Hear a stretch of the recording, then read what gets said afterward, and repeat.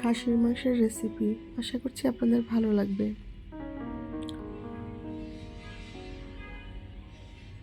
কাটা পেঁয়াজ দিয়ে দিলাম, রসুন বাটা, আদা বাটা, লবণ,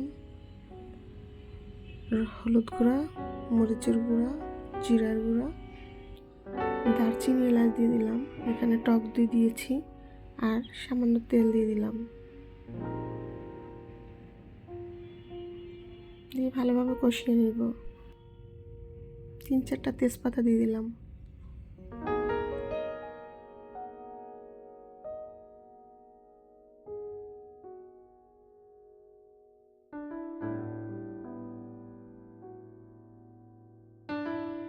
খাসির মাংস রান্না করলে অনেকে বলে গন্ধ আসে। আমি রান্না করলে কখনোই গন্ধ পাই না। সবাই বলে আমাকে যে তোমার খাসির মাংস গন্ধ আসে। একটা টিপস হলো, আপনারা খাসির মাংস যখন রান্না করবেন তার আগে 5 থেকে 7 মিনিট লবণের মধ্যে ভিজায় রাখবেন, তখন দেখবেন আর কখনো গন্ধ আসবে না।